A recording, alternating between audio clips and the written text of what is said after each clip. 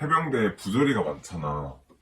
많지. 근데 이런 걸 뭐 지금 육군 같은 경우는 마음의 편지나 그런 걸로 해결을 하고 있거든. 부조리 없애는 추세로. 부조리가 계속 남아있는 이유가 있어. 우리는 일단 매 기수에 1000명밖에 뽑지 않은 해병대 자체가 소수정예라고 스스로를 칭해. 그래서 훈련단에서 7주 훈련을 받고 나면 동기애가 생겨. 한 번도 마주치지 않았는데 나랑 같은 기수다 하면은 정말 오래전부터 알고 지내던 사이가 돼버리는 거지. 만약에 우리 부대에서 후임이 나를 마음의 편지 썼다. 그러면 나도 다른 부대로 가고 그 친구도 다른 부대로 가게 될 텐데, 그러면 그때부터 소문이 쫙 퍼져. 나를 좋아해줬던 후임들도 자기 동기들한테 야, 몇 기 누구누구 어느 부대로 갔다. 니네 부대냐? 해서 소문을 쫙 타고 가면 후임이 간 곳에, 나를 마음의 편지를 쓴 후임이 간 곳에 모두가 알고 있어. 제가 몇 기 누구를 뭐 때문에 찔러서 왔다 하면 마음의 편지는 사실 보장해줄 수가 없는 거지. 실제로 마음의 편지가 우리도 나왔어. 저격당한 선임이 행정관실 문을 따고 들어가서 새벽에 그 마음의 편지 자필이랑 대조를 해서 그 후임을 찾았어. 진짜 기상천외한 사람들이 되게 많아. 부조리라는 게 모든 사람이 다 알고 있는 좁은 소수 집단이기 때문에 부조리가 없어질 수가 없는 것 같아. 그렇게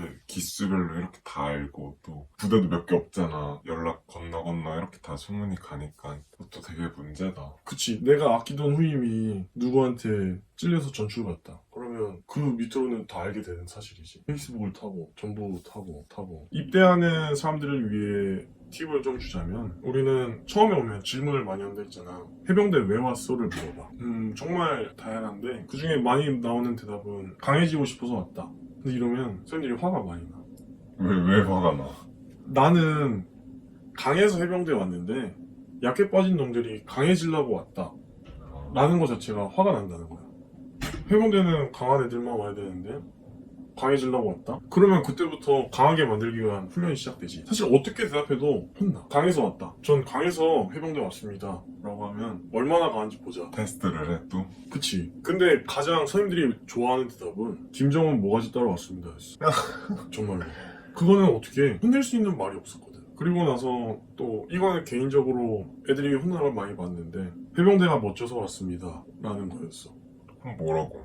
마치 그 사실 군대를 안 간 사람 입장에서 해병대 돌격머리 그리고 해병대 전투복 워커 멋있어 보일 수 있는 거 알지? 우리도 멋있다고 생각해. 나 육군 입장에서 봐도 멋있어.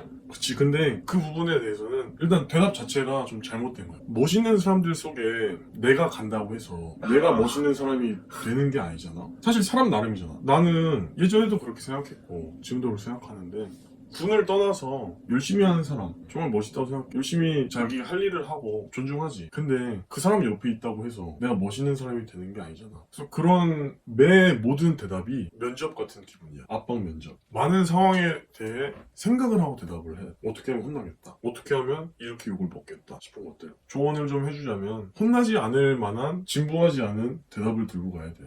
그게 정말 어려울 것 같은데? 정말 어렵지. 첫인상이 정말 중요해. 첫인상에 우리는 목소리 큰 애 좋아하고 열심히 뛰어다니는 애들을 좋아해. 그 처음 자기소개하는데 간부가 그래. 노래를 하든 춤을 추든 뭐든 하라고. 그때 아무것도 교육받지 않은 훈련병이지만, 이병이지만 뭐든 했으면 좋겠어. 노래를 못 불러도 좋고 춤을 못 춰도 좋은데 나는 한다 라는 게 중요한 거지. 못하는 건 동일해. 시도를 하고 안 하고의 차이는 누가 뭘 시키면은 큰 목소리로 대답을 하고 경례를 정말 잘하고 시키는 것만 잘하면 혼날 일은 많이 없어. 1, 2병들이 많이 혼나는 건 정해진 틀에서 벗어나기 때문이지. 내가 아까 말한 뭐 방독면 씌우고 이런 거는 사람이 잘못된 거야. 시킨 사람이. 근데 내가 해병대에 대해 인상적인 게 있는데 야수교를 했단 말이야. 근데 거기 해병대도 같이 와서 교육을 받아. 그래서 뭐 해병대랑 뭐 종교활동을 같이 한다거나 뭐 그런 게 있는데, 거기 지도하시는 분이 뭐 이거 할 사람 하면 무조건 해병대가 손에 들어. 저희가 하겠습니다. 그치. 그거를 훈단에서 배우고, 나도 후반기를 포병인데 육군이랑 같이 받았어. 육군에 가는 기차에서 교육을 또 받아. 육군에 가면 무시를 받을 거야. 너네가 지금까지 한 교육과는 다르겠지만 너네가 무시받는다고 해서 똑같이 무시하지 말고 존중은 하되 해병대를 욕보이지 마라, 이런 얘기를 들어. 그래서 그런 식으로 정말 뭐가 됐든 간에 먼저 솔선수범하는 걸 교육을 받고 나서 그렇게 하는 거지. 근데 그 되게 인상적이더라고. 진짜 막 분리수거나 뭐 화장실 청소는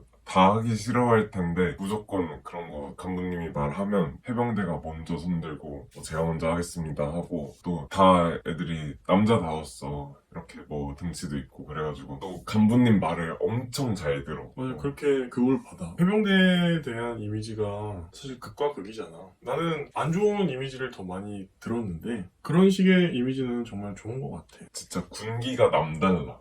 나도 쿠방기 가서 제일 크게 놀랬던 건 밤에 잠을 안 자고 떠들고 있다고 거기 간부한테 걸렸어. 나오라 해서 얼차려를 해서 팔굽혀펴기를 하는데 하나 하고 이렇게 세워주는 거야. 육군 간부였어? 하나 하고 이렇게 세워줘. 그래서 뭐지 싶었는데 그렇게 한 두세 번을 반복했어. 그렇게 하고 나서 그분이 하는 말씀이 나는 교육하는 규칙이 있대. 육군의 규칙?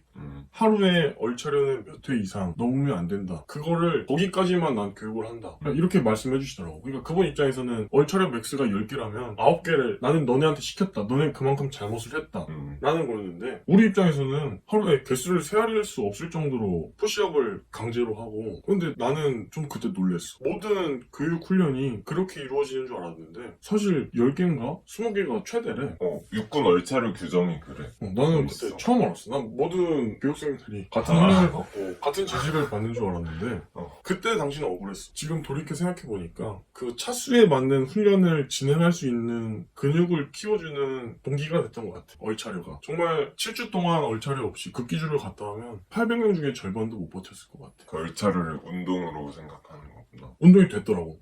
운동으로 생각한 게 아닌데 운동이 됐어. 그리고 정말 교육훈련단에서 받은 모든 훈련들이 중요하더라. 선임들도 물어보고 간부도 물어보고 실제로 그렇게 병장 때까지 그걸 가지고 하니까 교육훈련단 1, 2병 때 받는 교육은 귀찮다고 생각하면 안 돼. 모든 걸 알고 있어야 상병이 되고 병장이 되더라고. 그걸 모르는 상태로 상병 병장이 되면 후임들한테 먹혀. 아까는 선임이 후임을 갈구는 예시만 좀 들었는데 선임이 부족하게 되면 후임이 선임을 먹어버려. 선임이 선임이 아닌 게 돼버리는 거지. 정말 매 모든 일상이 전쟁이야. 내가 모든 걸 알고 있어야 후임들한테 지시를 하고 그럴 권한이 생겨. 간부가 주거든. 너는 이 정도면 됐으니까 쟤네 뭐 시켜. 이런 식으로. 근데 아무것도 못하게 되면 간부가 병을 믿지 못하고 후임이 선임을 믿지 못하게 되는 상황이 와버렸어. 정말 중요해. 총검술이랑 뭐 제식이랑 주특기 딱 3개월. 3개월만 정말 버티면 정말 편하게 생활할 수 있어. 나는 내 밑으로 들어온 후임들한테 3개월만 버티라 했어. 3개월 동안 정말 끝이 없는 시간처럼 느껴지겠지만 3개월만 너가 아닌 척을 하고 연기를 해라. 그렇게 해서 내 후임들이 선임들한테 인정을 받고 그럼 다 같이 친해지고 그때부터는 진짜 해병대다운 끈끈함을 보여주지. 근데 그 말을 듣고도 못하겠다. 무섭다. 무겁다. 힘들다. 라고 얘기를 하면 나도 한 3개월 오르고 달래다가 포기하게 되지. 왜냐면 그 밑으로 신병은 계속 들어오니까. 해병대에서 기수가 되게 중요하잖아. 중요하지. 사회에서 해병대를 만났어. 그럼 기수를 물어봐? 실제로 사회에서 해병대는 볼 일이 많이 없어. 정말 없고 나는 내가 해병대에 나온 거를 막 이렇게 얘기하고 다니진 않아서 근데 만나게 되면 묻지. 왜냐면 어떤 시대에 군생활을 했는지 알아야 되니까. 그냥 뭐 당연하게 이름을 묻듯 기수랑 뭐 사단 그리고 뭐 보직, 병과 이런 거를 물어는 보지. 근데 정말 군대에서처럼 깍듯하게 이런 거는 군대에서 일이지. 사회 전역하고 나서는 그게 뭐 술거리에 안주거리가 될 수 있고 장난이 될 수는 있겠지만 그런 걸 사회에서 강요하는 사람은 그 사람이 잘못했다고 생각을 해. 지금 그런 건 없는 거지. 막 기수여서 왔다고 바로 필승해야 되고 이런 건 없는. 그치, 장난식이지. 장난식인데 안 해도 되는 장난이지. 진짜 몇 년 전에 했던 군생활이 그리워서 장난식으로 하는 거지. 그리고 대학별로 해병대 동아리나 뭐 길 가다 보면 해병대 전우회 이런 게 보이거든? 그치. 그런 건 어떤 사람들이 가는 거야? 너는 들어갔어? 일단 내가 들은 거는 해병대 전역하면 그 동아리에서 찾아온다 해. 몇 기 언제 전역했지? 우리 해병대 전우회 들어와라. 그러니까 대학 동아리에서. 근데 나는 그런 게 없고 나는 전우회를 들어갈 생각이 없어. 근데 들어가면 뭐해 가서? 가서 사회봉사한대. 사회봉사? 아니, 그러니까 일단 해병대끼리 애들이 있으니까 가서 장난삼아 군대 놀이를 하고 그러니까 막 호봉제 이런 게 아니라 장난삼아 그런 걸 하고 실제로 좋은 일들을 많이 하지. 우리는 수영을 할 줄 아는 사람이면 바다 쪽이나 이런 데서 문제가 생기면 거기서 봉사도 나가고 포항 전우애들은 해병대 애들 입대할 때마다 길에서 교통지도를 해. 시키지도 않았는데 옛날 전투복을 입고 정말 몇 미터, 몇 킬로 정도 뒤에서부터 우리는 차에 그 해병대 교육훈련단 입소한다는 걸 붙이고 간단 말이야. 그게 있어야 들어갈 수 있어. 그걸 보는 차는 다 안내를 해줘. 자발적인 봉사구나. 그치. 후임 양성을 위한 자발적인 봉사지. 진짜 후임 사랑이다. 진짜 전우회가 끈끈한 것 같아. 아 그리고 그 휴가나 이런 걸 넣으면 우린 전투복을 입고 있잖아. 누가 물어봐. 처음 보는 사람이 몇 개예요? 어디서 근무해요? 하면서 5만원에서 10만원 정도 이렇게 나는 포항 어디서 근무를 했는데 고생해라 2년만 버티자 그 버틴 날들이 헛되지 않을 거다 이런 말들을 해주면서 5만원에서 10만원도 넣어주고 그런 경우가 많아? 꽤 있지. 공항 같은 데 가면은 많고 정말 그런 얘기도 많이 들었고 나도 만나봤고 그때 좀 느껴지지. 딱 몇 년만 버텨보자. 지금 돌이켜보면은 정말 버틸 수 있는 훈련이었어. 천자봉도 정말 죽을 것 같지만 죽지 않았고 사격 훈련도 무서웠지만 죽지 않았고 딱 내가 어디까지다 라는 거를 그 한계를 올려주는 경험이었다고 생각을 해. 이병과 일병 무섭지 힘들겠지 본인이 많이 작아져서 기억이 왜곡됐을 수도 있다고 생각을 해. 병장인 내가 봤을 때 이병이 하는 거는 별게 없었어. 체스터 정리를 해라 하면 체스터 정리를 사실 2시간 정도 해. 한 30분 하고 검사 먹고 30분 하고 검사 먹고 2시간 정도가 되는데 그게 이병 입장에서는 악몽 같겠지. 누가 그 체스터 조그만 거를 2시간 동안 정리해. 악습 같겠지. 우리는 전시에 체스터에서 바로 챙겨갈 수 있게끔 준비하는 거란 말이야. 그래서 그런 부분만 딱 3개월 버티고 긴 2년을 버티게 되면 자신의 한계가 좀 높아지는 것 같아. 그래서 해병대를 가라고. 여러 가지 의미로 오지만 다들 열심히 살더라고. 장난 많이 치고. 근데 내가 중점적으로 생각해야 될 거는 정말 나이 차이 얼마 안 나는 사람들 그리고 기수도 많이 차이 안 나는 사람들 그 당시에는 정말 커 보이겠지만 전역하고 나면 친구가 될 수 있다는 거. 선임이나 후임이랑 친구로 지내는 거야 그럼 지금? 그러니까 잘 맞는 사람을 잘 만나야 돼. 어느 군대든 똑같겠지만 그치. 내가 말한 게 부대마다 다를 수 있고 병과마다 다를 수 있어. 근데 가장 기본적인 뭐 제식이나 주특기 이런 거를 알아야 된다는 건 동일한 것 같아. 그리고 병장 되면 편하다. 그리고 우리는 휴가가 정말 많이 없어. 아, 해병대는 휴가가 적어? 타군에 비해서는 모르겠는데 내가 근무했을 때만 해도 뭐 내 친구들이나 뭐 타군은 한 60에서 80일 이렇게도 나간다고 들었어. 근데 나는 후반기 1등에서 3박 4일을 받았고 그렇게 해서 전역할 때까지 나온 게 신병 위로 휴가 포함해서 31일인가? 전체 다 포함해서? 포상이랑 정기 휴가 다 포함해서 31일인가 2일. 야 이것도 부대마다 다를 수 있어. 우리 중대장이 정말 3박 4일 포항으로 가는 전지훈련을 떠나도 포상을 하루를 잘 안 줬어. 그러니까 거의 안 줬어. 거기 만약 포항에 가면 다른 연평도 병영도에서 오고 우리 이사단에서 가고 포항이랑 뭐 제주도에서 와. 그러면 거기서 1등을 하면 1위를 줬어. 진짜 짜다. 부대마다 다르지 사실. 포상을 잘 챙기면 된다 해. 근데 나는 휴가 나와보려고 책도 읽어서 독후감도 써서 받았는데도 그 정도였어. 32일? 1일? 아마 40일은 절대 안 넘었고 근데 그게 후반기 1등에서 남들보다 4일이 더 많았어. 아 그럼 딴 애들은 더 적었던 거야? 그치 20 며칠도 많아. 20 며칠은 없고 거의